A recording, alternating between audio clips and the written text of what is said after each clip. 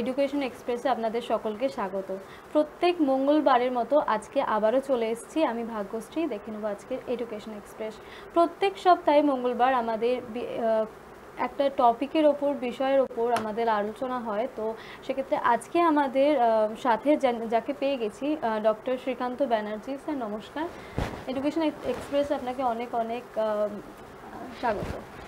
নমস্কার স্যার, প্রথমেই আপনি যদি আপনার সম্বন্ধে একটু বলতেন। আমি বেসিক্যালি প্রফেসর ল। আমি কাজী নজরুল ইউনিভার্সিটিতে অ্যাসিস্ট্যান্ট প্রফেসর হিসেবে রয়েছি। আমার সাবজেক্ট হচ্ছে এনভায়রনমেন্টাল সায়েন্সেসে। আমি এনভায়রনমেন্টাল লয়ের উপর আমি ডক্টরাল প্রোগ্রাম করেছি ইন দ্য ইয়ার 2008 এবং তারপর থেকে সাকসেসিভলি এই একাডেমিক ফিল্ডে নিজেকে রেখেছি। আচ্ছা স্যার, প্রথমেই যেটা জানতে চাইবো যে লয়ের নিয়ে যদি কেউ এগোতে চায়, একটা কেরিয়ার বানাতে চায়, তো আমরা শুনেছি এইচএসের বা উচ্চ মাধ্যমিকের পর কিন্তু তারা নিতে পারে, বা অনেকে কিন্তু গ্র্যাজুয়েশনের পরও নেয়। তো সেক্ষেত্রে কোন গ্র্যাজুয়েশন বা উচ্চ মাধ্যমিকের পর নিলে কোনটা সুবিধা হবে? দেখুন, লয়ের ক্ষেত্রে যেটা দু ধরনের কোর্স আমাদের রয়েছে, এই দু ধরনের কোর্সই কিন্তু বার কাউন্সিল অফ ইন্ডিয়া, যেটা হচ্ছে নোডাল এজেন্সি, তার সাথে ইউনিভার্সিটি অফ গ্র্যান্ড কমিশনসও আছে। এরা দুজনে ডিসকাশন করে দুটো সিলেবাস ঠিক করা আছে। একটা হচ্ছে আপনার 5 ইয়ার্স এলএলবি প্রোগ্রাম, আর একটা আছে 3 ইয়ার্স এলএলবি প্রোগ্রাম। এবার যেটা 5 ইয়ার্স এলএলবি প্রোগ্রাম, এখানে আপনার টোটাল 10টা সেমিস্টার রয়েছে। এই 10টা সেমিস্টারের কিন্তু এন্ট্রি পয়েন্ট হচ্ছে after completion of higher secondary examination. 40% একটা কাট অফ মার্কস থাকে অ্যাকর্ডিং টু, কোথাও বিভিন্ন জায়গাতে বিভিন্ন রকম অ্যাডমিশন ক্রাইটেরিয়া আছে। কোথাও আপনার on the basis of admission test, কোথাও আপনার on the basis of percentage of marks scored in the higher secondary examination, they are given entry. 5 years LLB-র ক্ষেত্রে আর একটা আছে 3 years LLB। এই 3 years LLB-র কিন্তু ক্রাইটেরিয়া হচ্ছে candidate should have completed at least bachelor's degree, 3 years bachelor's degree. So আপনি 3 years LLB যে প্রোগ্রাম, এটাকে পোস্ট গ্র্যাজুয়েশনও আপনি ধরতে পারেন। On the other hand 5 years বিএলএলবির যে প্রোগ্রাম, এটা কিন্তু এইচএসের পরে গ্র্যাজুয়েশন সিমালটেনিয়াসলি লয়ের ডিগ্রিটাকেও অফার করা হয়। সো এই দুটো হচ্ছে বেসিক ডিফারেন্স। অবভিয়াসলি আপনি যদি অ্যাডভান্টেজের পয়েন্টস থেকে বলেন, তাহলে 3 ইয়ার্স প্রোগ্রামে 3 মাল্টিপ্লাইড বাই 2 মিনস 6 সেমিস্টার আছে। সেক্ষেত্রে ক্যান্ডিডেটদের এক্সপেন্ডিচারটাও একটু কম হয়, টাইম স্প্যানটাও একটু কম হয়। অন দ্য আদার হ্যান্ড যারা 5 ইয়ার্সের প্রোগ্রাম পারসু করে, তাদের ক্ষেত্রে সুবিধেটা হচ্ছে একসাথে গ্র্যাজুয়েশনটাও পাওয়া যায়, প্লাস লয়ের প্রোগ্রামটাও পাওয়া যায়, এবং they are expose to a variety of subjects. অনেক কিছু সাবজেক্ট আছে যেগুলো 3 ইয়ার্সে দেখানো হয় না। সো বেসিক্যালি এটা হচ্ছে আমাদের 3 ইয়ার্সের সাথে 5 ইয়ার্সের যে প্রস অ্যান্ড কনস, অ্যাডভান্টেজ ডিসঅ্যাডভান্টেজ, সেটা বেসিক্যালি এটাই। আচ্ছা, ধরুন কেউ মাধ্যমিকের পরেই যেতে চাইছে, তো সেক্ষেত্রে সে কি সামনে ভাববে কি যে উচ্চ মাধ্যমিকের পরেই নেবে নাকি গ্র্যাজুয়েশন, কোনটা তাদের পক্ষে ঠিকঠাক? একদম দেখুন, ল কিন্তু খুব ওয়াইডলি এক্সপ্যান্ডিং হরাইজন। বিশেষ করে আমার এতদিনের শিক্ষকতা লাইনে থেকে আমি যেটা বুঝেছি যে প্রত্যেক বছর কিন্তু লয়ের entry it is increasing in huge numbers. So সেক্ষেত্রে যদি কোনো ক্যান্ডিডেট, দেখুন 5 ইয়ার্স এলএলবি প্রোগ্রামের ক্ষেত্রে যেটা রয়েছে, একটা এজ ক্রাইটেরিয়া আছে তাদের ক্ষেত্রে। তারা একটা নির্দিষ্ট বয়স অতিক্রম করলে কিন্তু এই 5 ইয়ার্স এলএলবি প্রোগ্রামে পার্টিসিপেট করতে পারে না। On the other hand 3 years প্রোগ্রামের ক্ষেত্রে সেরকম কিন্তু কিছু ছিল না। তো ন্যাচারালি কেউ যদি মাধ্যমিক মিনস এসএসসি কমপ্লিটের পর, সে তার কাছে হায়ার সেকেন্ডারি কমপ্লিট করাটা হচ্ছে ফার্স্ট প্রায়োরিটি, এবং ওইটাকে কমপ্লিট করার পর সে কিন্তু ইমিডিয়েটলি 5 ইয়ার্স এলএলবি প্রোগ্রামের দিকে যেতে পারে। Otherwise, he or she can think for completion of graduations, and he can opt for 3 years LLB program. So, একটা জিনিস, 5 ইয়ার্সের যে প্রোগ্রামটা, সেটা হচ্ছে ইন্টিগ্রেটেড প্রোগ্রাম। মানে এখানে আপনার গ্র্যাজুয়েশনও হয় প্লাস লয়ের ডিগ্রিটাও হয়, এটা একটা অ্যাডভান্টেজ।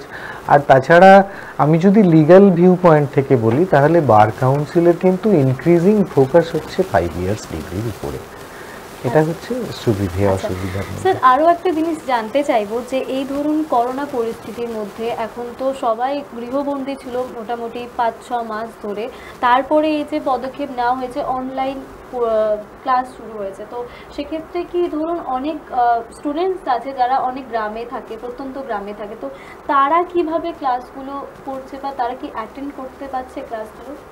এটা দেখুন অনলাইন মেথড অফ টিচিং আমার কাছে এটা একটা it's a big challenge to me. More than 2 decades, approximately 2 decades আমি শিক্ষকতা প্রফেশনে থেকে I have never thought of attending such online programme.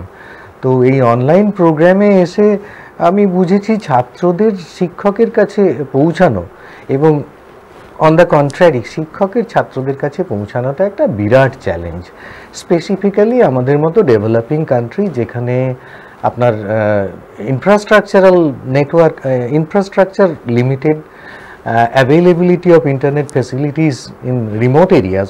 আমার অনেক ছাত্রছাত্রী আছে যারা অনেক রিমোট এরিয়া থেকে বিলং করে, তাদের কাছে নেটওয়ার্কটা একটা বিশাল ইস্যু। আমি আপনাকে বলছি স্টুডিওতে বসে যে এমন অনেক দেখা গেছে যে ক্লাস করতে করতে কেউ যদি অনেকে ভিডিও অন করে দেখা যাচ্ছে someone is saying that I am standing beneath a tree in order to have network, কেউ বলছে স্যার আমি আমার বাড়িতে নেটওয়ার্ক পাই না। সো এটা কিন্তু একটা সত্যি বিগ চ্যালেঞ্জ। আপনি যে প্রশ্নটা তুললেন মানে তাদেরকে কিভাবে, যাদের কাছে নেটওয়ার্ক রিটেনশন নেই, নেটওয়ার্ক অ্যাভেলেবিলিটি নেই, তাদের কাছে কিভাবে লয়ের পড়াশোনাটা পৌঁছে দেওয়ানো যেতে পারে। বেসিক্যালি দেখুন এটা টিচিং কমিউনিটির রেসপন্সিবিলিটি। তো on behalf of the teaching community আমার যেটা মনে হয়, দেখুন টোটাল ক্লাস স্ট্রেংথ যদি 100 বা মোর দেন দ্যাট হয়, you cannot expect that all the student shall remain present in online program. So সেক্ষেত্রে আমরা যেটা করি, আমরা একটা গ্রুপ ফরমেশন করি, সেটা ওভার হোয়াটসঅ্যাপই হোক বা ওভার আদার সোশ্যাল মিডিয়া, কোনো একটা গ্রুপ ফরমেশন করি। I add all the people, মানে যেখানে তারা যে সমস্ত ক্যান্ডিডেটরা আছে তাদেরকে সবাইকে অ্যাড করি, আমরা তাতে লিঙ্ক শেয়ার করি। যদি তাদের পক্ষে ক্লাস অ্যাটেন্ড করা পসিবল হয়, it's fine, they will make clear their doubts instantaneously. যদি কখনো সেটা সম্ভব না হয়, মানে তারা যদি ফলো আউট করে, সেক্ষেত্রে আমরা অনেক সময় পিডিএফ শেয়ার করি, অনেক সময় study material through internet link provide করে থাকি, so that they are not deprived of taking online teaching advantages. আচ্ছা স্যার আরও একটা প্রশ্ন এরপরে আমি তুলতে চাইছি যে ধরুন এই যে এক্সামের আগে মানে পড়াশোনাটা তারা করে নিচ্ছে গ্রুপ থেকে বা যে কোনো পিডিএফ দেখে, এই যে পরীক্ষাটা ধরুন সবার কাছে তো যে স্মার্টফোন আছে এমনটাও নয়, সবার কাছে নেটওয়ার্ক পৌঁছাচ্ছে এমনটাও নয়, তো সেক্ষেত্রে তারা পরীক্ষাটা দিতে কি কোনো অসুবিধা হচ্ছে তাদের এই মুহূর্তে? কারণ এখন তো ধরুন পরীক্ষা শুরু হয়ে গেছে, যে কোনো পরীক্ষা, তো সেক্ষেত্রে কীরকম অসুবিধা হচ্ছে তাদের? পরীক্ষার ক্ষেত্রে আপনাকে একটা কথা বলি, বিভিন্ন বিশ্ববিদ্যালয়ের ক্ষেত্রে বিভিন্ন রকম পরীক্ষা নেওয়ার ব্যবস্থা করা হয়েছে। এই প্রসঙ্গে আপনাকে বলি, এমনও আমি শুনেছি একটা ইউনিভার্সিটি যেখানে বলা হয়েছে candidate should reach stay there for quarantine period and they will appear in offline examination. তো এরকমও করা হয়েছে, কিন্তু এটা আমার মনে হয়েছে প্রত্যন্ত জায়গা থেকে যারা বিলং করে তাদের পক্ষে এটা কিন্তু বিগ একটা চ্যালেঞ্জ। তো আমরা বেসিক্যালি আমাদের কনসার্ন বর্ধমানের যে দুটো ইউনিভার্সিটি রয়েছে, পশ্চিম বর্ধমান এবং পূর্ব বর্ধমান, কাজী নজরুল ইউনিভার্সিটি এবং বর্ধমান বিশ্ববিদ্যালয়, আমরা দুটো ক্ষেত্রেই কিন্তু অনলাইন এক্সামিনেশন অ্যারেঞ্জ করেছি। অনলাইন এক্সামিনেশন অ্যারেঞ্জ বলতে আমরা যেটা করে থাকি সেটা হচ্ছে অফলাইনের মতোই নির্দিষ্ট সময়সীমা ধরে ক্যান্ডিডেটদেরকে কোয়েশ্চেন, আমরা যেটা হার্ড পেপার যেটা দেওয়া হয় ঠিক সেরকমই অফলাইনে আমরা কোয়েশ্চেন লিঙ্ক শেয়ার করে থাকি। কখনো তাদেরকে গুগল ফর্ম সাবমিট করা হয়, they are required to submit their details through Google form, and কখনো তাদেরকে বলা হয় যে যদি কোয়েশ্চেন মাল্টিপল কোয়েশ্চেন আনসার টাইপের কোয়েশ্চেন থাকে, in that case they are required to answer in Google form. Otherwise যদি কখনো কোয়েশ্চেন ডেসক্রিপটিভ হয় সেক্ষেত্রে তাদেরকে বলা হয় তারা লিখে তাদের সেটাকে পিডিএফ ফরম্যাটে কনভার্ট করে সেই পিডিএফ ফরম্যাটটাকে অ্যাপ্রোপ্রিয়েট একটা মেল আইডিতে সেন্ড করে দেওয়া হয়। সেখান থেকে কনসার্ন টিচারদের কাছে রিডিস্ট্রিবিউট করা হয় এবং তার ইভ্যালুয়েশন করা হয়। হ্যাঁ, এখানে হয়তো একটা প্রশ্ন আপনাদের থাকতে পারে যে ক্যান্ডিডেটদেরকে যদি লিবার্টি দেওয়া হয় কোয়েশ্চেন ঘরে বসে লেখার, সেক্ষেত্রে কি তাদের কোনো রকম অসাধু উপায় অবলম্বন করার ব্যাপার থাকে? এটা হয়তো জিজ্ঞাস্য বিষয় হতে পারে। কিন্তু দেখুন, আমাদের যে মেকানিজম রয়েছে তাতে আমাদের ভিডিও অপশান অন করার ব্যবস্থা থাকে, যে সফটওয়্যারের মাধ্যমে আমরা এক্সামিনেশন কন্ডাক্ট করি। অ্যাজ অ্যান্ড হোয়েন রিকোয়ার্ড আমরা কিন্তু ক্যান্ডিডেটদেরকে বলি তোমরা ভিডিও অন করো। আর কিছুটা ক্যান্ডিডেটদের সততার উপর আমাদের বিশ্বাস রাখতেই হয়। সো এটা হচ্ছে আপনার টোটাল পরীক্ষা পরিচালন পদ্ধতি, যেটা আমি বিশ্ববিদ্যালয়ের ভিতরে থেকে যেটুকু দেখেছি সেটুকু। স্যার, আরও একটা জিনিস আসবো, যেটা হচ্ছে এখন ধরুন অনেকজনের অভিযোগ যে রেজাল্ট বেরোতে অনেকটা দেরি করা হচ্ছে, মানে অনেক ইউনিভার্সিটি কিন্তু এই অভিযোগগুলোর মধ্যে রয়েছে যে রেজাল্ট বেরোতে কিন্তু অনেকটা দেরি হয়ে যাচ্ছে। তো সেক্ষেত্রে আপনি কি বলবেন? দেখুন, আপনাদের এই পরীক্ষা কমপ্লিট হওয়ার পরে পরে রেজাল্ট বেরোতে গেলে সেটা কিন্তু সুনির্দিষ্ট কতগুলো ধাপ অনুযায়ী চলে। যেমন আপনাকে টেকনিক্যালি যদি বলি ব্যাপারটা, প্রথমে যখন খাতা দেখা হয় সেই খাতাগুলোকে বান্ডলিং করা হয়। বান্ডলিং করে মানে সে অনলাইনের ক্ষেত্রেও সেগুলোকে কালেকশন করে একটা জায়গাতে করা হয়। দেন আমরা সেটাকে ডিস্ট্রিবিউট করি। তারপর সেটা ফার্স্ট এক্সামিনার চেক করেন। তারপর সেটাকে স্ক্রুটিনি করা হয়। স্ক্রুটিনি করার পর ট্যাবুলেশন ডিপার্টমেন্টে যায়, সেখানে ক্ল্যারিক্যাল স্টাফেরা ট্যাবুলেশন করে। তারপর সেটা ফাইনাল অ্যাপ্রুভাল পাওয়া হয়, তারপর সেটা রেজাল্ট পাবলিকেশনস হয়। সো আমি জানি ক্যান্ডিডেটদের ক্ষেত্রে একটা এক্সাসপারেশন থেকেই যায় যে অ্যাজ সুন অ্যাজ পসিবল যদি রেজাল্টটা বের করা যায়। যেহেতু এতগুলো প্রসেস আছে এবং প্রত্যেকটা কিন্তু ইন্ডিপেন্ডেন্ট ডিপার্টমেন্ট, সেক্ষেত্রে এক ডিপার্টমেন্টের সাথে আরেকটা ডিপার্টমেন্টের সংযোগ রক্ষা করা, কত হ্যাস্টিলি তারা কাজটাকে করছে, এই সমস্ত ব্যাপারগুলোর উপর নির্ভর করে পাবলিকেশনস অফ রেজাল্ট। আর এখন যেহেতু দেরি হচ্ছে তার কারণ হচ্ছে in the wake of corona pandemic. Corona প্যান্ডেমিকে আমরা ঘরের বাইরেই বেরোতে পারছি না। যাই হোক, ওয়ার্ক ফ্রম হোম কনসেপ্টের জন্যেও কিছুটা সম্ভব হয়েছে। এক্সপেক্ট করা যাচ্ছে যা বটলনেকস, যা ব্যারিয়ার্স আছে, হয়তো in the days to come আমরা সেগুলোকে মিটিয়ে ফেলতে পারবো। স্যার, আরও একটা বিষয় জানতে চাইবো যে আপনি আপনার একজন শিক্ষক হিসেবে বললেন কথাটা, এবার একজন স্টুডেন্ট হিসেবে যে ফার্স্ট সেমে ধরুন কেউ পরীক্ষা দিয়েছে, কোনো কারণে তার ব্যাক চলে আসছে, তো থার্ড সেমের ক্ষেত্রে তার কি করণীয় থাকবে তখন, বা ফিফথ সেম অবধি তাদের লাস্ট আর কি চান্স থাকে, তো সেক্ষেত্রে তারা কি করবে? অ্যাকাডেমিক্যালি আমাদের যে সম্ভাবনাটা থাকে সেটা হচ্ছে, দেখুন, কোনো একটা ক্যান্ডিডেট একটা সেমিস্টারে তার 6টা পেপার 5টা পেপার যাই থাকুক না কেন, সেই কোনো কারণে একটা পেপারে আনসাকসেসফুল হতেই পারে। সেক্ষেত্রে তার আমরা দুটো অপশান রেখে থাকি। একটা হচ্ছে রিভিউয়ের অপশান। রিভিউ অপশানে দেখা গেছে আমার একটা স্ট্যাটিস্টিক্স অনুযায়ী রিভিউ অপশানে কিন্তু most of the unsuccessful candidates are cleared, মানে যাদের ক্ষেত্রে মার্জিনাল মার্কস থাকে, যে ক্ষেত্রে কাউন্টিংয়ের প্রবলেম হয়, সেগুলো কিন্তু ক্লিয়ার হয়ে যায়। বাকি যেগুলো একদমই বিলো দ্য মার্জিন বা অনেকটাই নিচে থাকে, তাদের হয়তো ক্লিয়ার করা সম্ভব হয়ে ওঠে না। সেক্ষেত্রে তাদেরকে বলা হয় ব্যাকলগের এক্সামিনেশনে অ্যাপিয়ার করা। অ্যাজ এ টিচার আমাদের কাছে যেটা করা হয়, ব্যাকলগের জন্য আমরা আলাদা পেপার সেট করি, তাদের এক্সামিনেশন কন্ডাক্ট করি। যেহেতু এটা এন্টায়ারলি একটা রিপিটিং প্রসেস, সো ন্যাচারালি বুঝতেই পারছেন প্রথম প্রেফারেন্সটা আমাদের রেগুলারদের ক্লিয়ার করার ক্ষেত্রে থাকে, তারপর আমরা ব্যাকলগ ক্লিয়ার করি। তার মানে কিন্তু এটা না আমরা ব্যাকলগদেরকে ইগনোর করি। সাইমালটেনিয়াসলি দুটো প্রসেস চলতে থাকে, হোপফুলি ক্লিয়ার করা সম্ভব হয়ে ওঠে before they appear for the next examination. আর কখনো এরকম করা হয় না, মানে দেখুন, আমরা কিন্তু সবসময় এখানে এমপ্লয়মেন্টে আছি for the sake of students, যাতে তাদেরকে কিছু বেনিফিট আমরা প্রোভাইড করতে পারি, যাতে তারা সাকসেসফুলি অ্যাকাডেমিক ব্যাপারটাকে পারসু করতে পারে। তো এইভাবে দেখলে আমরা কিন্তু সর্বসম্মতভাবে চেষ্টা করি যাতে তাদেরকে নির্দিষ্ট সময়ের আগে রেজাল্টটা বের করে ক্লিয়ার করে দেওয়া যায়। হয়তো কখনো কোনো টেকনিক্যাল কারণে, বুঝতেই পারছেন এখানে মাল্টিপল ডিপার্টমেন্টস ইনভলভ আছে, তাদের একটা কন্ডুইট রেখে কাজ করতে হয়। যদি কোনো কারণে সেই কন্ডুইটটা ল্যাপস হয়, হয়তো ইন এক্সেপশনাল সার্কামস্ট্যান্সেসে এরকম প্রবলেম এক একটা হতে পারে, বাট সেগুলো কিন্তু টেক কেয়ার করা হয়। স্যার আরও একটা বিষয় যেটা জানতে চাইবো যে কাউন্সিল অফ ইন্ডিয়ার যে একটা পরীক্ষা হয়, তো সেক্ষেত্রে কি কি আছে, মানে দেখুন, এটা পরীক্ষাটা হচ্ছে বার কাউন্সিল, হচ্ছে আমাদের লয়ের যে নোডাল এজেন্সি, সেটা হচ্ছে বার কাউন্সিল। আমাদের 1961-এ একটা অ্যাক্টস পাস হয়েছে, ওটাকে অ্যাডভোকেটস অ্যাক্ট। তো তাতে কিন্তু প্রত্যেকটা বিশ্ববিদ্যালয় যেখান থেকে ক্যান্ডিডেটরা তাদের সাকসেসফুল ল কমপ্লিশন করবে, they should get their recognition from bar council of India.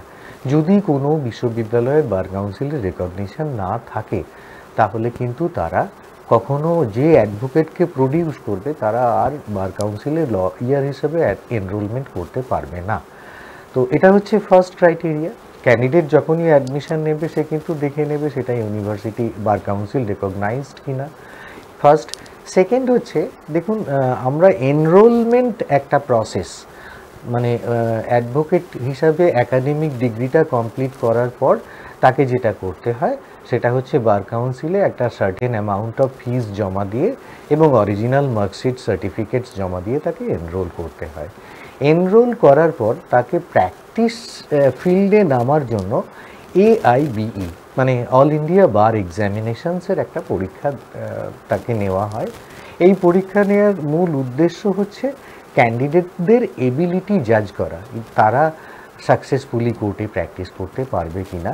তো এই AIBE যে এক্সামিনেশন, তাতে 3 ইয়ার্সই হোক বা 5 ইয়ার্সই হোক, ক্যান্ডিডেটরা যে সমস্ত সাবজেক্ট পড়ে থাকে, বেসিক্যালি কোর পেপার যেগুলো, যেমন ধরুন Indian penal code, criminal procedure code, Indian evidence act, basic core paper যেগুলো আছে সেগুলোর উপর কোয়েশ্চেন তৈরি হয়। আর পরীক্ষা পাস করা কিন্তু খুব একটা কঠিন না। আমি আমার দৃষ্টিভঙ্গি থেকে বলছি, আমার অনেক ছাত্রছাত্রীও পাস করে বেরিয়ে গেছে, and they are successfully practising in different courts. আচ্ছা, ধরুন কোনো একজন ব্যাক পেয়ে গেল আনলাকিলি, তো সেক্ষেত্রে সে কতবার দিতে পারবে পরীক্ষাটা? দেখুন, ব্যাক ক্যান্ডিডেটদের ক্ষেত্রে আমরা 3 টাইমস একটা অপরচুনিটি প্রোভাইড করে থাকি। যদিও ক্যান্ডিডেটদের ক্ষেত্রেও সেক্ষেত্রে একটা বড় আর্জ থাকে to successfully complete everything before he reaches that third limit, অতটা যেতে হয় না। আর আমাদের দিক থেকেও একটা আর্জ থাকে, ব্যাকলগ ক্যান্ডিডেট যদি ঠিকঠাক লেখাটা থাকে, অবভিয়াসলি তাকে যেন আমরা এক্সামিনেশনের কাঠগড়াটাকে পার করে দিতে পারি। এই 3টে লিমিটই মোটামুটি ধরা থাকে, তার মধ্যে অবশ্য ক্লিয়ার হয়ে যায়। আচ্ছা স্যার, আরও একটা জিনিস জানতে চাইবো যে IPC 306, এটা নিয়ে যদি আপনি কিছু বলেন আমাদের ছাত্রছাত্রী যারা আছে। IPC 306 কোন কনটেক্সটে আপনি বলছেন? ধরুন যে কোনো ক্ষেত্রে আমি বলতে চাইছি যে এই যে 306 আছে, 307 আছে, তো এইগুলো নিয়ে যদি একটু বিস্তারিত আলোচনা করতে। IPC 306, 307 এগুলো তো আসলে ক্রিমিনাল অফেন্স। দেখুন, আমি আপনাকে একটা জিনিস বলি, আমাদের যে ইন্ডিয়ান পেনাল কোড, এই ইন্ডিয়ান পেনাল কোড কিন্তু 1860, this statute was promulgated in 1860, the day the British sirs ruled in India. তো এখানে এই যে ইন্ডিয়ান পেনাল কোড, একে আমরা একটা জুয়েল স্ট্যাটিউট বলে ধরে নিই। এই স্ট্যাটিউটের মধ্যে বেসিক্যালি হিউম্যান যে অফেন্স যে সমস্ত করা হয়, সেই অফেন্সগুলোকে কমব্যাট করার জন্য বিভিন্ন প্রভিশনস রয়েছে। তারই মধ্যে সেকশন 306, সেকশন 307 কিছু কিছু স্পেসিফিক অফেন্স রয়েছে যেগুলো ইন্ডিয়ান পেনাল কোড দিয়ে রিড্রেসেবল। স্যার আরও একটা বিষয় জানতে চাইবো যে এই যে কমপ্লিট হয়ে গেল, ধরুন এই যে আপনি বলছেন 3 বছর 5 বছর, তো এরপরে কোর্টে কখন তারা উঠতে পারবে, বা প্র্যাকটিসের জন্য বলুন, বা এরপরে তাদের পদক্ষেপ কী হবে? দেখুন, ল কিন্তু আমি আগেই বলেছি, ল কিন্তু খুব এক্সপ্যান্ডিং হরাইজন। আমি অনেক আগে শুনতাম, মানে আমি যখন ল পাস করেছি তার আগে শুনতাম একটা মানে সেইং ছিল, যার নেই কোনো গতি সে করে ওকালতি। তো আমি কিন্তু বিশ্বাস করুন, I have faced several challenges. আমি কিন্তু অনেক সমস্যার সম্মুখীন হয়ে এলএলবি কমপ্লিট করেছি, এলএলএম কমপ্লিট করেছি, তারপর পিএইচডি করেছি, এবং এখন বিশ্ববিদ্যালয় বা বিভিন্ন কলেজের সাথে জড়িত। এখন আমার লেখাও পাবলিকেশানসও আছে। এখন এই অবস্থায় দাঁড়িয়ে আমি বুঝতে পারছি ওই যে সেইংস, সেটা কিন্তু একদমই ঠিক না। মানে আগে মানুষ হয়তো এটা ভাবতো, এখন আমি বলছি law advocacy is a noble profession, এবং অ্যাডভোকেটসদেরকে কিন্তু ফার্স্ট ক্লাস সিটিজেন হিসেবে ধরে রাখা হয়। সমাজে যেমন যদি কয়েকদিন আগেও একটা সার্ভে রেজাল্ট বেরিয়েছে, তাতে দেখা গেছে সব থেকে রেসপেক্টেড প্রফেশনদের যে তালিকা আছে তার শীর্ষে আছে ডক্টর, তারপরেই আছে অ্যাডভোকেটস। সো আপনারা জানেন হিলারি ক্লিন্টন ম্যামের কথা, উনি একজন রেপিউটেড পার্সোনালিটি, আমাদের এখানেও অনেক রেপিউটেড পার্সোনালিটি আছে। সো আমাদের কিন্তু ল প্রফেশন পার্সু করাটা একটা ন্যাচারাল ইনক্লিনেশন। এখন কিন্তু ওই ব্যাপারটা নেই যে আমি কিছু পাইনি বলে লয়ে আসতে হবে। আর হ্যাঁ, প্রত্যেকটা ক্যান্ডিডেট যখন ল প্রফেশনে আসে, সে কিন্তু একটা প্রি ডিটারমাইন্ড এইম মাথায় নিয়ে আসে। আমি অনেক ক্যান্ডিডেটকে বলতে শুনেছি, না স্যার আমি আর পড়াশোনা করব না, আমি প্র্যাকটিস করব। অনেকে বলে স্যার আমার জাজ হিসাবে বিচারকের আসনে বসার ইচ্ছা আছে। আবার অনেকে বলে স্যার আমি আপনার মতো শিক্ষকতা করতে চাই। তো দেখুন, ক্যান্ডিডেটদের ক্ষেত্রে বিভিন্ন ক্যান্ডিডেটের প্রি ডিটারমাইন্ড কিছু উইশ থাকে। ক্যান্ডিডেটরা যখনই সাকসেসফুলি তাদের ডিগ্রিজ কমপ্লিট করে, যদি সে ঠিক করে যে আমি কোর্টে প্র্যাকটিস করব, তাহলে তার দুটো ক্রাইটেরিয়া তাকে ম্যাচ করতে হয়। প্রথম ক্রাইটেরিয়া হচ্ছে তাকে বার কাউন্সিলে এনরোলমেন্ট করতে হবে। এই এনরোলমেন্ট করার ক্ষেত্রে প্রথম যেটা দরকার সেটা হচ্ছে 5 ইয়ার্স কোর্স হোক বা 3 ইয়ার্স কোর্স হোক, সাকসেসফুলি সে যে কমপ্লিট করেছে সেই মর্মে তাকে একটা প্রভিশনাল সার্টিফিকেট ইউনিভার্সিটি ইস্যু করে। সেই প্রভিশনাল সার্টিফিকেট এবং তার অরিজিনাল সমস্ত মার্কশিট এবং ফিজ রিকোয়ার্ড ফর্মে ফিল আপ করে বার কাউন্সিলে জমা করলে তার এনরোলমেন্ট প্রসেসটা কমপ্লিট হয়ে যায়।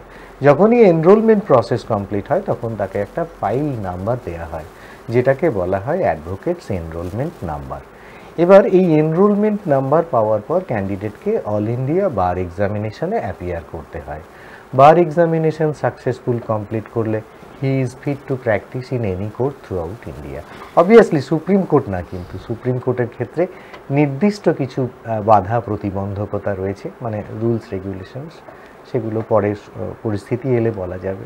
স্যার, এই যে আপনি একটু আগেই বললেন যে স্টুডেন্ট পাস আউটের পর বিচারক হতে চায়, কেউ ওকালতি নিয়ে এগোতে চায় আরও, তো সেক্ষেত্রে বিচারক হতে গেলে কত দিনের একটা তাদের এক্সপিরিয়েন্স চাই? বা দেখুন, এরকম আগে একটা প্রভিশনস ছিল যে ক্যান্ডিডেট তাকে যদি আমাদের এখানে judicial service, West Bengal judicial service হচ্ছে একটা এক্সামিনেশন, যার মাধ্যমে ক্যান্ডিডেটরা পরীক্ষা দিয়ে বিচারকের জন্য মানে ন্যূনতম বিচারক পদের জন্য তাকে সে কোয়ালিফাই করতে পারে। বেশ কিছুদিন আগেও একটা প্রভিশন ছিল যে ক্যান্ডিডেটকে যদি judicial service, West Bengal judicial service দিতে হয়, তাহলে তাকে অন্তত 3 বছরের একটা প্র্যাকটিসিং এক্সপিরিয়েন্স গ্যাদার করতে হবে। এখন সেটা নেই। এখন candidate successfully law degree complete করার পর ওয়েস্ট বেঙ্গল জুডিশিয়াল সার্ভিসেসে সে অ্যাপিয়ার করতে পারে। এখানে পরীক্ষাটা মূলত দুটো ধাপে হয়, একটা হচ্ছে শর্ট কোয়েশ্চেন আর একটা হচ্ছে ডেসক্রিপটিভ কোয়েশ্চেন।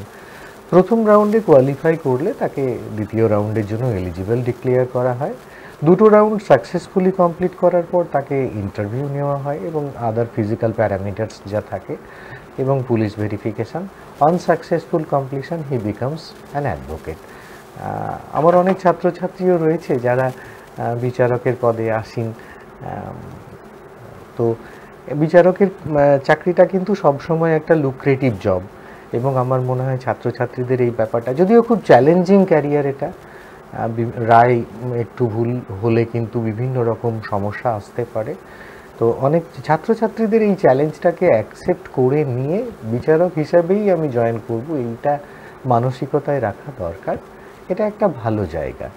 স্যার ধরুন এই যে কোনো ফ্রেশার যে বিচারক হচ্ছেন, তো সেক্ষেত্রে তার কি কি সমস্যা হতে পারে? প্রথম একদম ধরুন বিচারক হয়েছেন, তো সেক্ষেত্রে সে কি কি সমস্যার সম্মুখীন হতে পারে? সমস্যা দেখুন, বিচারকদের ক্ষেত্রে যে সমস্যাটা হয়, আমরা 3 ইয়ার্স এলএলবি ডিগ্রি করি বা 5 ইয়ার্স বিএ এলএলবি করি। সেক্ষেত্রে তো আমরা 3 বছরে 3x2, 3x6, 3x2 6, 6x6, ধরুন অ্যাট বেস্ট 36, আর ওখানে হয়তো 60, এই টোটাল পেপার আমি পার্সু করি। আর দেখুন, সমস্ত সমস্যার সমাধান কিন্তু বইয়ে লেখা থাকতে পারে না। তো কোর্টের ক্ষেত্রে বিচারক যিনি কোর্টে যান, তিনি কোর্টে যাওয়া মাত্র যে সমস্যাটার সম্মুখীন হন সেটা হচ্ছে অ্যাকাডেমিক ফিল্ড কিন্তু আলাদা, আর প্রফেশনাল ফিল্ড কিন্তু আলাদা। সো প্রথম যেটা করা দরকার সেটা হচ্ছে একজন ফ্রেশার্স যে জুডিশিয়াল ম্যাজিস্ট্রেট হিসাবে যার অ্যাপয়েন্টমেন্ট হয়েছে, তাকে কিন্তু সবসময় দরকার অ্যাকাডেমিকের সাথে প্রফেশনাল ফিল্ডটাকে কিভাবে ব্রিজিং করা যায়, এবং সেই শক্ত ভিতের উপর দাঁড়িয়ে তাকে প্র্যাকটিস, তার এই প্রফেশনে হিসাবে চলা দরকার। ধরুন অনেক সময় যে সমস্যাগুলো আসতে পারে, কোর্টের মধ্যে দীর্ঘদিন ধরে অনেক বর্ষিয়ান আইনজীবী আছেন যারা কিন্তু জ্ঞান ভাণ্ডারে সমৃদ্ধ। তো সেই সমস্ত অ্যাডভোকেটসদের কাছে নিতান্তই, মানে যিনি বিচারক হিসাবে অতি সম্প্রতি জয়েন করেছেন, অভিজ্ঞতার ঝুলিটা তার থেকে কিছুটা হলেও কম। এগুলো কিছু কিছু ক্ষেত্রে ব্যারিয়ার্স হতে পারে। অনেক ক্ষেত্রে দেখা যাচ্ছে যে আমরা যদিও আমাদের যে সমস্ত নতুন নিউ এন্ট্রান্টস যারা ম্যাজিস্ট্রেট রয়েছে তাদের জন্য একটা প্রভিশনাল পিরিয়ডের ব্যবস্থা করা থাকে, যাতে তারা সিনিয়র অ্যাডভোকেটস বা সিনিয়র জাজেসদের কাছে থেকে কিভাবে তাদেরকে ট্রেন্ড করা যায় সেই প্রভিশনস আছে। তবুও প্রফেশনাল ফিল্ডে প্রতি মুহূর্তেই তো হ্যাজার্ডস থাকে, সো কিছু না কিছু হ্যাজার্ডস এসেই যায়। এই স্যার আরও একটা জিনিস যেটা জানতে চাইবো, ধরুন ফ্রেশার্স যখন যাচ্ছে ফিল্ডে, তো তখন সিনিয়র্সরা কিভাবে তাদের গাইড করছে, বা তারা কি সত্যি গাইড করে এরকম কিছু? এটা কোন ফিল্ডে বলছেন, মানে জুডিশিয়াল ম্যাজিস্ট্রেট হিসাবে না অ্যাডভোকেট হিসাবে? অ্যাডভোকেট হিসেবেও আমি জানতে চাইছি, আর একজন বিচারক হিসেবেও জানতে চাইছি। দেখুন, অ্যাডভোকেট হিসাবে যদি আপনি বলেন, এখন যদি কোর্টের পরিস্থিতিটা দেখা যায়, কোর্টে কিন্তু একটা হিউজ নাম্বার অফ অ্যাডভোকেটস আছে, মানে আমি অন্তত এটা দেখেছি। আমি যদিও কোনোদিন প্র্যাকটিক্যাল ফিল্ডে যাইনি, হয়তো আমার অবজারভেশন ভুলও হতে পারে, তবুও আমি আমার পার্সোনাল অবজারভেশন স্টুডিওতে বসে শেয়ার করছি। কোর্টে গিয়ে দেখা গেছে প্রচুর, মানে অনেক সংখ্যক অ্যাডভোকেটস আছেন, অনেক বর্ষিয়ান অ্যাডভোকেটস, অভিজ্ঞতায় সমৃদ্ধ। আবার অন্যদিকে যারা নিউ এন্ট্রান্টস তারাও কিন্তু কোর্টে জয়েন করছেন। আর বুঝতেই পারছেন, কোর্ট চত্বর মানেই হচ্ছে প্রফেশনাল কম্পিটিশান। সো সেক্ষেত্রে প্রত্যেকটা মানুষেরই কিন্তু জীবিকার লড়াই থাকে। তারই মধ্যে সিনিয়র অনেক অ্যাডভোকেটসও আছেন যারা জুনিয়রদেরকে খুব সুযোগ্যভাবেই গাইড করেন। They don't even care for such competitions. অনেক জুনিয়রও আছেন যারা কিন্তু পয়সার পিছনে হ্যাঙ্কার না করে কাজটা শেখারও চেষ্টা করেন। তো সার্বিকভাবে আমি বলবো, কোর্টে যাওয়ার পর হয়তো আশু কিছু সমস্যার সৃষ্টি হতেই পারে, but eventually they learns everything from the court atmosphere, and it is because of the senior most lawyers, because of the intermediate range of lawyers, they helps the freshers to a large extent. আর কারোর কাছ থেকে তো আমাদেরকে শিখতেই হবে। ধরুন সেটাই profession, এই পিরিয়ডটা তাদের কাছে প্রফেশন পিরিয়ড। স্যার আরও একটা বিষয় যেটা হচ্ছে, ধরুন ফ্রেশার্স যারা আছে তারা গেছে, তো সিনিয়র্সরা তাদেরকে, ধরুন আপনি যে একটু আগেই বলছিলেন যে এখন কোর্ট চত্বরে অনেক অ্যাডভোকেটের সমাগম হচ্ছে, তো সেক্ষেত্রে কি সিনিয়র্সরা কি তাদেরকে টেক্কা দিয়ে এগোনোর চেষ্টা করবে, না তাদেরকে সাথে করে নিয়ে এগোনোর চেষ্টা করবে? দেখুন, seniors are always senior, and juniors have to learn a lot of thing from them. আমি নিজেই বলছি, আমি নিজেও একজন অ্যাকাডেমিশিয়ান, কিন্তু কোর্ট রিলেটেড প্রসিডিওর আমার কাছে খুব একটা পরিষ্কার পরিচ্ছন্ন নয়। আমি যদি আজ কোর্টে যাই, obviously I need to learn a lot of things from the respected senior lawyers. সেক্ষেত্রে যারা জুনিয়র, যারা নতুন আগামী দিনের বাডিং অ্যাডভোকেটস, তারা যখন কোর্টে যাবে তাদের অবশ্যই তাদের যেটা কর্তব্য সেটা হচ্ছে অবশ্যই সিনিয়রদেরকে প্রতি পদক্ষেপে অ্যাটাচমেন্টে থাকা, তাদের কাছ থেকে know how procedure to file a suit কীভাবে স্টেপ বাই স্টেপ এগোনো যায় সেগুলো দেখা, এগুলো জুনিয়রদের দায়িত্ব। আর যে সমস্ত সিনিয়র রয়েছেন তাদেরও এথিক্যাল একটা পার্সপেক্টিভ আছে যে তারা যেন জুনিয়রদের সাথে কাঁধে কাঁধ মিলিয়ে চলে, প্রতিটা জায়গাতে তাদেরকে যেন সঠিকভাবে গাইড করা হয় এই জায়গাটা। সো সিনিয়রদের আমার যেটা ব্যক্তিগত ধারণা, প্রত্যেক senior irrespective of professional competition তাদের উচিত কিন্তু জুনিয়রদেরকে সাথে নিয়ে চলা, তাদেরকে কাজ শেখানো, কারণ পৃথিবীতে আমরা তো কেউ চিরস্থায়ী নই। সো যারা সিনিয়র আছেন তারাও হয়তো একদিন এই জায়গাটা ভেকেট করবেন, তাদের জায়গায় জুনিয়ররা এসে নেবে। সো ন্যাচারালি কাজ না শিখলে তারা তো আসতে পারবে না, সেটাই করার দরকার। স্যার আরও একটা বিষয় যেটা হচ্ছে ধরুন এই যে ক্রিমিনাল ল বা ধরুন সিভিল ল, তো সেক্ষেত্রে ফ্রেশার্সটা যাবে এগোবে কী করে সেটাকে নিয়ে, তারা কিভাবে ডিসাইড করবে যে আমি এই রাস্তাটাতেই যাব? সিভিল ল, ক্রিমিনাল ল, ল জানেন তো লকে বলা হয় মাল্টিডিসিপ্লিনারি সাবজেক্ট।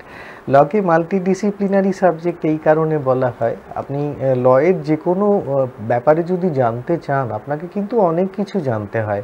যেমন ধরুন এনভায়রনমেন্টাল ম্যাটার্সে, এটা তো একটা ল আছে এনভায়রনমেন্টাল ল, আপনি যদি এনভায়রনমেন্টাল পলিউশন জানতে চান তাহলে কিন্তু আপনার কেমিস্ট্রি সম্পর্কে প্রচুর নলেজ লাগবে, কোনটা পলিউট্যান্ট, কার্বন ডাইঅক্সাইড কি, নাইট্রোজেন কি, অক্সিজেন কি, তাদের কেমিক্যাল ফেনোমেনন কি।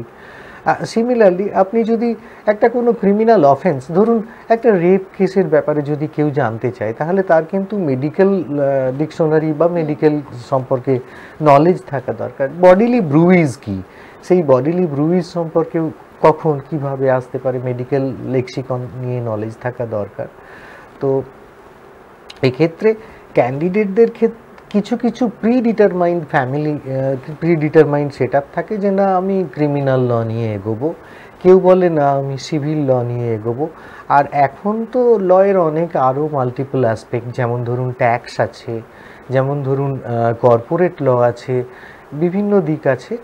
কিছু কিছু ক্যান্ডিডেট পড়াতে গিয়ে দেখেছি যারা অ্যাডভোকেটস ব্যাকগ্রাউন্ড থেকে আসে, যাদের ফ্যামিলি মেম্বারদের মধ্যে কেউ কোনো না কোনোভাবে কোনো না কোনো প্র্যাকটিসের সাথে জড়িত আছে, তাদের ক্ষেত্রে আমার ধারণা সেই প্রফেশনে স্টিক করে থাকা, সেই ব্রাঞ্চে স্টিক করে থাকা appropriate, because they will be getting the family support.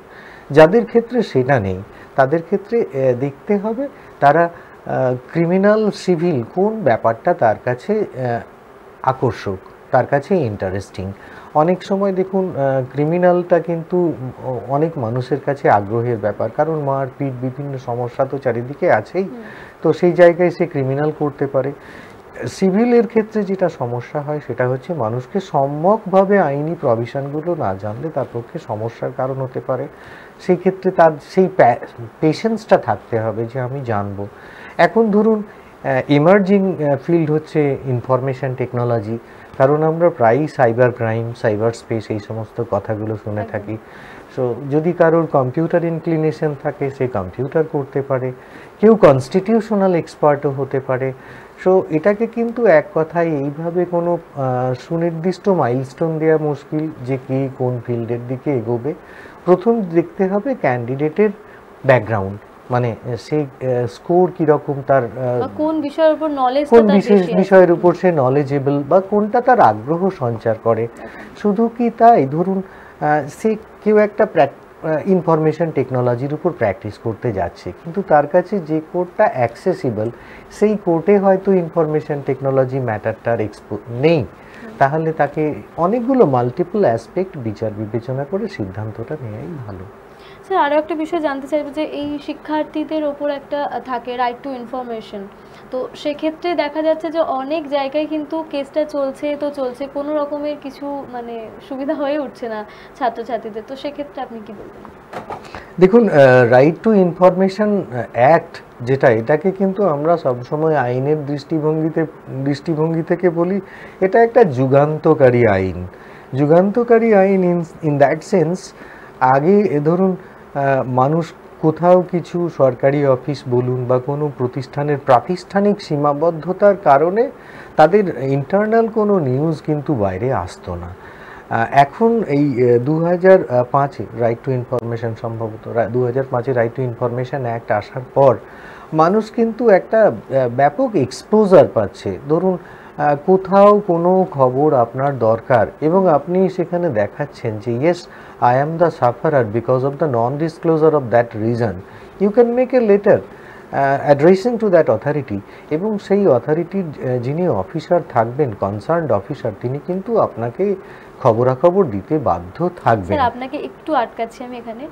ধরুন একজন স্টুডেন্ট, ঠিক আছে, তার সে অনেকটা ভালো পরীক্ষায় লিখে এসছে, তো সেক্ষেত্রে তার যখন মানে নাম্বার আসছে তখন অনেকটা একদম গড় নাম্বার বসিয়ে দেওয়া হচ্ছে। তো সে যখন আরটিআই করছে তখন সেই ক্ষেত্রে কিন্তু দেখা যাচ্ছে যে যখন তার একদম শেষ হয়ে যাচ্ছে তারপরও কোনো রকমের কোনো সুবিধা পাচ্ছে না।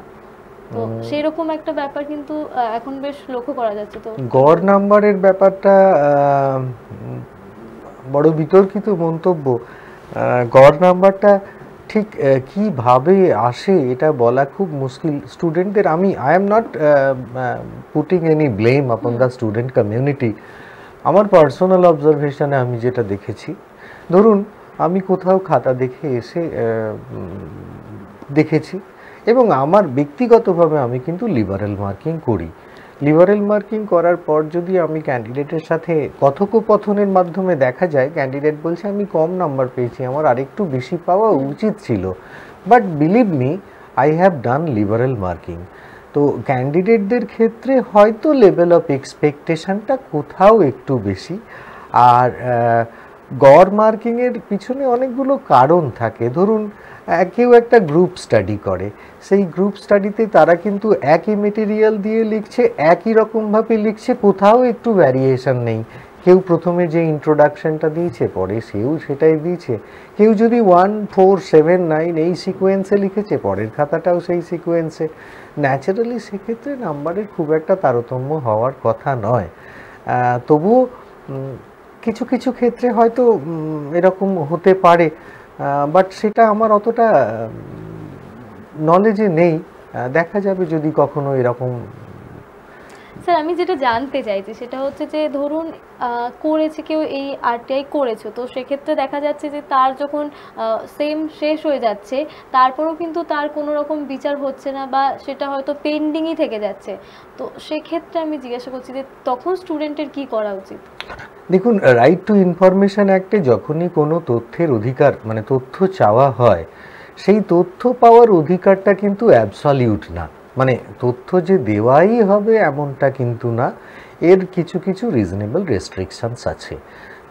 আমি ধরুন সাফারার, আমি কোনো একটি সংস্থাকে চিঠি করেছি তথ্যের অধিকার সম্পর্কিত আইনে তার কাছ থেকে জানার জন্য, তাতে কয়েকটা রেস্ট্রিকশনস আছে যেগুলো রাজ্য বা রাষ্ট্র মনে করলে সেই রেস্ট্রিকশনসে তথ্যটাকে দেওয়া বন্ধ করতে পারে। প্রথম, এই যে ক্যান্ডিডেট যিনি রাইট টু ইনফরমেশন অ্যাক্টে চিঠি করেছেন, তিনি যদি কোনো ইনফরমেশন না পেয়ে থাকেন তাহলে দেখতে হবে whether that goes against the interest of the state, whether that goes against the interest of the mass, এটা হচ্ছে কিনা।